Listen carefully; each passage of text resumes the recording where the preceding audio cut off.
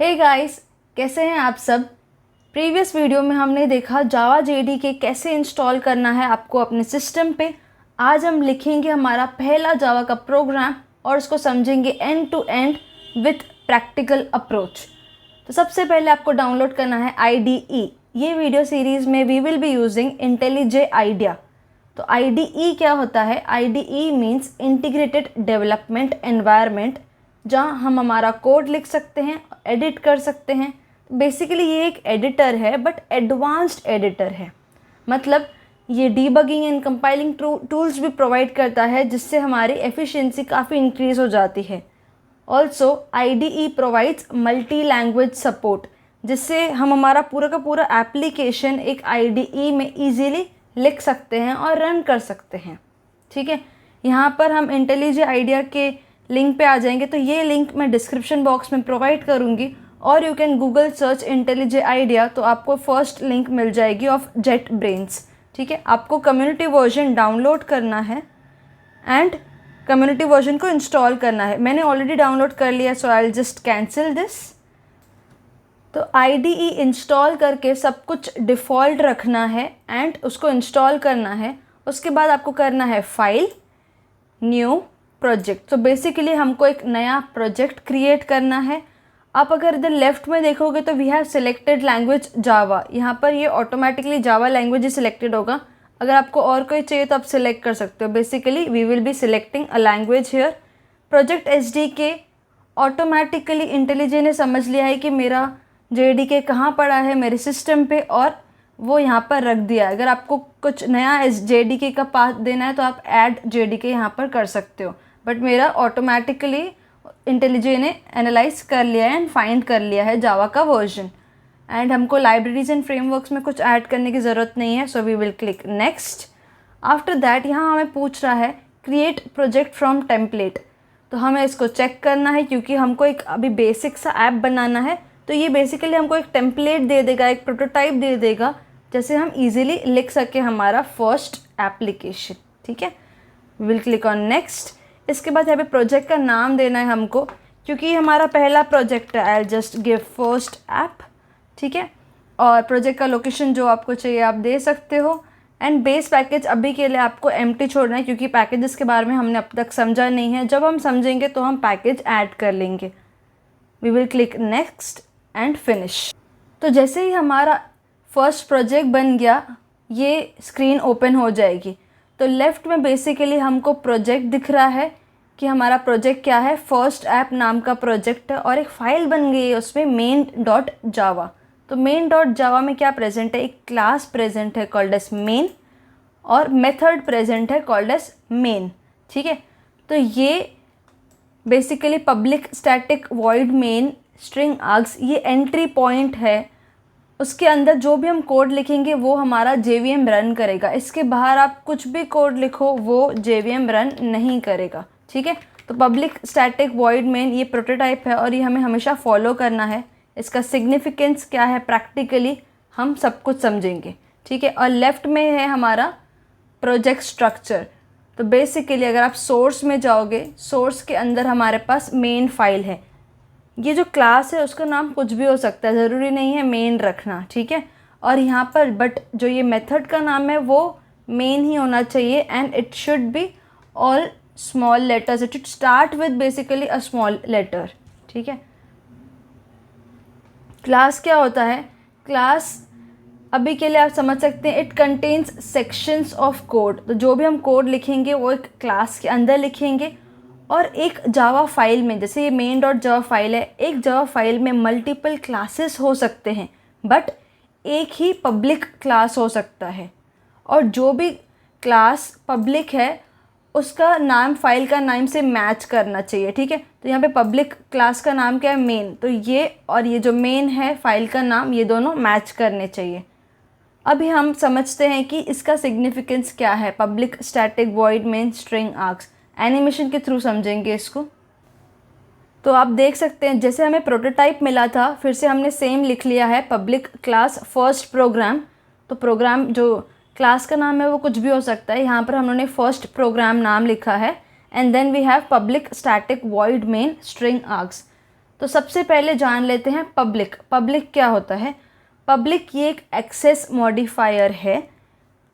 जावा में कई तरह के मॉडिफायर्स हैं, प्रोटेक्टेड है, प्राइवेट है, डिफ़ॉल्ट है। पब्लिक भी एक टाइप का एक्सेस मॉडिफायर है जो बताता है कि इस क्लास की या इस मेथड की विजिबिलिटी कहाँ तक है। पब्लिक मीन्स ये क्लास को कोई भी एक्सेस कर सकता है, ठीक है। ये क्लास या ये मेथड को इस क्लास के बाहर से कोई और क्लास या कोई भी और एक्सेस कर सकता है कहीं से भी, ठीक है। उसके बाद है क्लास। क्लास, जब भी हम क्लास बनाते हैं तो हमको बताना पड़ता है कि ये एक क्लास है। So we write this keyword class JVM को बताने के लिए कि हम एक क्लास बना रहे हैं नया। उसके बाद first program. First program is the name of the class. और यहाँ पर जैसे हम प्रोग्राम स्टार्ट करते हैं, मेथड स्टार्ट करते हैं, हम वो कर्ली ब्रेसेस में लिखते हैं बताने के लिए कि क्लास यहाँ से शुरू होता है। इसके अंदर जो भी कोड लिखेंगे वो इस क्लास का पार्ट है, ठीक है। इसके बाद आता है public static void main. Public हमको पता है ये एक एक्सेस मॉडिफायर है, मतलब हम कहीं से भी एक्सेस कर सकते हैं इस मेथड को। जेवीएम एक्सेस कर सकता है इस मेथड को, इसलिए हमने यहाँ पे पब्लिक लिखा है। पब्लिक नहीं लिखते तो जेवीएम को ये मेन मेथड नहीं मिलेगा, वो हमको एरर देगा मेन मेथड नॉट फाउंड। हम वो सब ट्राई करेंगे इंटेलिजे में, ठीक है। उसके बाद है स्टैटिक। स्टैटिक मीन्स क्या होता है कि अगर हमने स्टैटिक नहीं लिखा तो अगर मैंने सिर्फ लिखा पब्लिक वॉइड मेन, तो इस मेथड को एक्सेस करने के लिए ना मुझे ऑब्जेक्ट बनाना पड़ेगा ये क्लास का। तो ऑब्जेक्ट बना के फिर ही मैं ये मेथड को एक्सेस कर सकती हूँ अगर मैंने स्टैटिक नहीं लिखा तो। बट अगर हमने स्टैटिक लिख लिया, मतलब हम इस मेथड को क्लास बिना इंस्टेंशिएट किए डायरेक्टली मेथड के नाम से एक्सेस कर सकते हैं। मतलब जेवीएम डायरेक्टली मेन कॉल करके इस मेथड को एक्सेस कर सकता है अगर हमने स्टैटिक लिखा है तो। उसके बाद आता है void.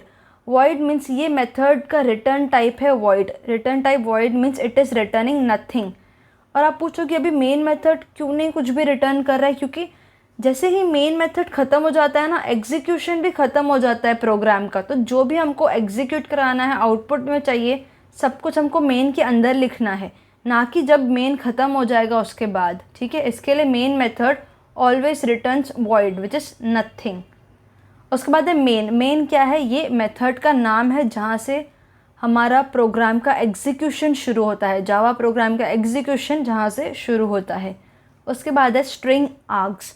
String args basically string array है। जो भी हम कमांड लाइन से इनपुट देंगे हमारे प्रोग्राम को, वो ये एक्सेप्ट करेगा। बेसिकली ये जो आर्ग्स है एक वेरिएबल है जो एक्सेस करता है, जो भी हम पैरामीटर्स देंगे ना बाहर से, वो सब कुछ ये यहाँ पर स्टोर करेगा और हमारे मेन मेथड को देगा। हमको जो भी उस पर करना है, कैलकुलेशन, लॉजिक अप्लाई करना है, हम कर सकते हैं। तो बेसिकली स्ट्रिंग आर्ग्स ये एक एरे ऑफ स्ट्रिंग है जो हमारे आर्ग्यूमेंट्स लेती है। उसके बाद फिर से हमने यहाँ पे कर्ली ब्रेसेस दिए हैं, विच मीन्स यहाँ पर हमारी मेथड की बॉडी स्टार्ट होती है। मतलब हमारा मेथड के अंदर जो भी लिखना है वो इसके बाद से हम लिख सकते हैं।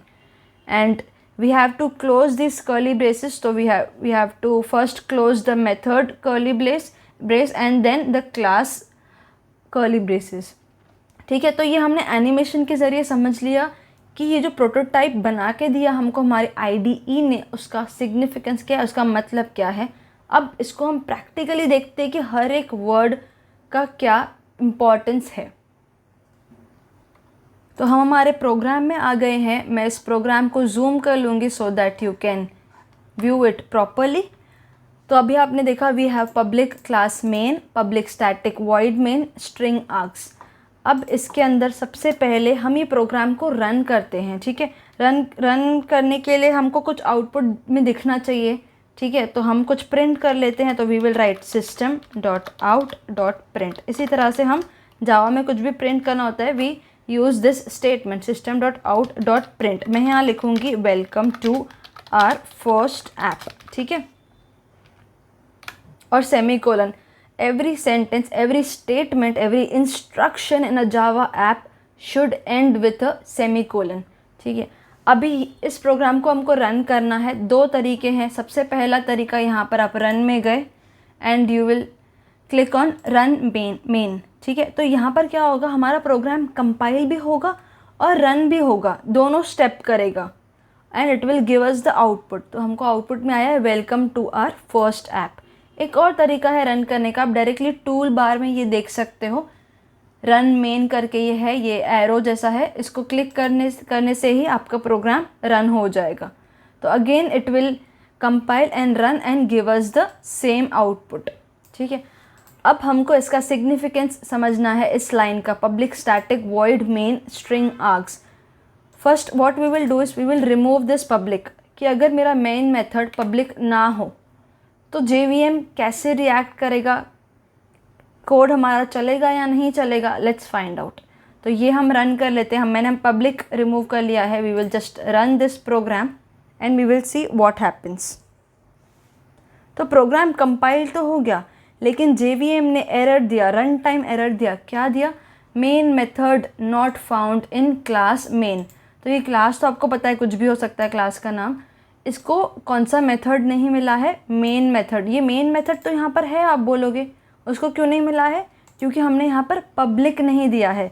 तो पब्लिक जब हम लिखते हैं उसका मतलब क्या होता है कि JVM को ये मेथड विजिबल होता है, पब्लिक बाहर से विजिबल कर देता है हमारे मेथड या क्लास को। ठीक है, अभी नेक्स्ट हम जो रिमूव करेंगे वो स्टैटिक कीवर्ड रिमूव करेंगे and we will run this program and see what happens. तो जैसे ही मैंने स्टैटिक रिमूव किया, हमको रन टाइम में एरर आया, main method is not static. इसने खुद ही बता दिया कि तुम्हारा मेन मेथड स्टैटिक नहीं है। स्टैटिक नहीं है मतलब JVM इसको डायरेक्टली कॉल नहीं कर पा रहा है। ठीक है, तो JVM इसको कॉल नहीं कर पा रहा है, कॉल करने के लिए क्या लिखना पड़ेगा, हमको स्टैटिक लिखना पड़ेगा। Next we will remove this void मैंने हटा दिया एंड रन किया program. Public static main string args है हमारे पास अभी, और हमने प्रोग्राम रन कर दिया। Let's see what happens. जैसे ही आपने रिमूव किया ना, ये कंपाइलेशन टाइम पे ही फेल हो गया। ठीक है, देखो बिल्ड फेल आया, मतलब कंपाइलेशन टाइम पे ही फेल हो गया। और उसने हमको एरर क्या दिया, invalid method declaration return type required. मतलब मेथड गलत है, क्योंकि हर एक मेथड को कुछ ना कुछ रिटर्न टाइप रिक्वायर्ड होता है, भले ही वो वॉइड हो। ठीक है, वॉइड हो सकता है, इंट हो सकता है। तो जैसे ही हम वॉइड लिखेंगे ना यहाँ पर, ये एग्जीक्यूट हो जाएगा। ठीक है, अभी आप बोलोगे कि हमेशा मेन मेथड वॉइड ही क्यों रिटर्न कर रहा है, can't it return anything else. तो लेट्स ट्राई दैट। अगर आपको चाहिए कि मेरा मेन मेथड इंट भी तो रिटर्न कर सकता है, इंट मीन्स इंटीजर, तो हमने यहाँ पे इंट रख दिया and we will run this method. Let's see what happens when we are returning int. तो हमको फिर से कंपाइलेशन फेलियर आया और बोल रहा है मिसिंग रिटर्न स्टेटमेंट। अगर आपने यहाँ पे इंट लिखा है कि रिटर्न टाइप इंट है, तो आपको यहाँ पे कुछ तो रिटर्न करना पड़ेगा, राइट। तो रिटर्न 0 कर लिया मैंने, जैसे हम C में करते हैं, तो हमने रिटर्न 0 कर लिया and we will execute this once again and let's see if it is failing और नो। तो यहाँ पर हमको रन टाइम में एरर आया है, main method must return a value of type void. मतलब ये हमको खुद बोल रहा है कि मेन मेथड कुछ और रिटर्न नहीं कर सकता, it can only return void. तो हमको यहाँ पर वॉइड ही लिखना पड़ेगा। We will just remove this. इसके बाद मैंने आपको बोला ये जो मेन है, जो मेथड का नाम है, वो हमेशा मेन ही हो सकता है। You can't have main app और anything, but let's try it. हमने मेन के जगह हमने इस मेथड का नाम लिखा main app and we are running this program. Let's see what happens. अब JVM ढूंढ रहा है मेन मेथड, क्योंकि वहाँ से हमारा प्रोग्राम का एग्जीक्यूशन स्टार्ट होता है। तो वो रन टाइम पे हमको एरर देगा, main method not found in class main. ठीक है, तो इसको मेन मेथड ही चाहिए, इसको और कुछ नाम का मेथड नहीं चाहिए। अब इसके बाद स्ट्रिंग आर्ग्स। अब बोलोगे कि मैं कुछ भी कम आर्ग्यूमेंट्स नहीं पास कर रही हूँ मेरे प्रोग्राम को, तो I should just remove this, ये मुझे नहीं चाहिए, ऐसे ही मैं हमारा प्रोग्राम रन करूँगी मेरा। तो let's just try running this कि क्या होता है। यहाँ पर हमको फिर से रन टाइम एक्सेप्शन आता है, main method not found in class, क्योंकि उसको जो डेफिनेशन चाहिए ना, वो ये चाहिए, public static void main string args, यही इसको डेफिनेशन चाहिए। अगर ऐसा डेफिनेशन नहीं रहेगा हमारे मेन मेथड का, तो एक्सेप्ट नहीं करता है। ठीक है, अब यहाँ पर आर्ग्स जो ये है, ये एक वेरिएबल का नाम है जो स्ट्रिंग एरे के टाइप का है। अगर हम इसका नाम चेंज करके ए कर दें, will this program run? Yes और no? Just think and then see the video further. तो हम इसको रन करेंगे। अब ये प्रोग्राम बराबर से एग्जीक्यूट हुआ। क्यों हुआ? क्योंकि वेरिएबल का नाम कुछ भी हो सकता है, ज़रूरी नहीं है आप यहाँ पर आर्ग्स ही दो, आपको आर्ग्यूमेंट एक्सेप्ट करना है, राइट। आप यहाँ पर कुछ भी दो, नाम चलेगा। एंड हमारा प्रोग्राम रन हुआ और उसने सही से आउटपुट दिया, welcome to our first app. तो आप समझ गए हो कि इस लाइन का सिग्निफिकेंस क्या है। आपको एक इंटरेस्टिंग बात बताती हूँ। यहाँ पर अगर आपने स्टैटिक पब्लिक करके लिखा, static public, and I just run this program, तो विल इट रन और will it fail? Let's see, this is running fine. तो बेसिकली हमारे JVM को ये सारे कीवर्ड्स चाहिए। अगर ये स्टैटिक पहले है, पब्लिक बाद में है, चलेगा। It just need this keyword, that is more important, ठीक है। बट जनरली हम पब्लिक स्टैटिक वॉइड मेन ही लिखते हैं एंड स्ट्रिंग आर्ग्स। इसके बाद है स्टेटमेंट system.out.print। अब ये सिस्टम का S कैपिटल क्यों है? क्योंकि जो भी क्लास का नाम होता है ना, आप कोई भी क्लास कॉल कर रहे हो तो उसका फर्स्ट लेटर कैपिटल होता है। तो system.out.print, प्रिंट ये एक स्टैटिक मेथड है जिसको हम कॉल करते हैं और उसको आर्ग्यूमेंट में पास करते हैं हम स्ट्रिंग जो भी हम पास करते हैं ना, वो हमको इधर आउटपुट में या कंसोल में दिख जाती है, ठीक है। और एक और चीज़, जैसे ही आपने ये मेन मेथड रन किया, आपको पता है इंटरनली पहले कंपाइल होता है, उसके बाद इंटरप्रेटर या जो JVM है वो उसको रन करता है। तो डॉट क्लास फाइल कहीं ना कहीं बनी होगी, राइट। तो आपने जहाँ पर अब आपका प्रोजेक्ट सेव किया है, अगर आप वहाँ जाओगे तो let me just go there. तो मैंने मेरा प्रोजेक्ट यहाँ सेव किया है, जावा प्रोग्रामिंग फर्स्ट ऐप। तो यहाँ पर आप देख सकते हैं एक फ़ोल्डर बन गया out, go there and inside the production. यहाँ पर आप देख सकते हैं मेन डॉट क्लास फाइल बन गई है। अब ये क्लास फाइल आप किसी और को दे सकते हो and they can just go on CM। यहाँ पर आप डायरेक्टली आप लिख सकते हो CMD एंटर, मतलब कमांड प्रॉम्प्ट इस लोकेशन पे ओपन हो जाएगा एंड आप डायरेक्टली कर सकते हो जावा मेन, जो हमारे क्लास का नाम है, and it will give us the output. तो आपको किसी और मशीन पे प्रोग्राम देने की ज़रूरत नहीं है। You have to just give this class file and anyone can run your program. तो यहाँ पर आता है जावा का पोर्टेबिलिटी का फीचर कि जावा इज़ पोर्टेबल लैंग्वेज, ठीक है। तो let's go back to our program. तो अभी आपको समझ गया है ये जो हमने फर्स्ट प्रोग्राम लिखा उसके हर एक वर्ड का मीनिंग क्या है, उसका सिग्निफिकेंस क्या है, why do we write public static void main and everything, right. अभी आपको पता है main method is the entry point of a Java application. ये आपको समझ गया। अभी आप कोई भी प्रोग्राम लिख सकते हो, आपको बेसिकली मेन मेथड के अंदर आपका लॉजिक लिखना है and we can do anything, we can write n number of Java programs and learn everything in Java programming language. अगर आपको ये वीडियो समझी है तो प्लीज़ लाइक एंड शेयर ज़रूर करना and don't forget to subscribe my channel.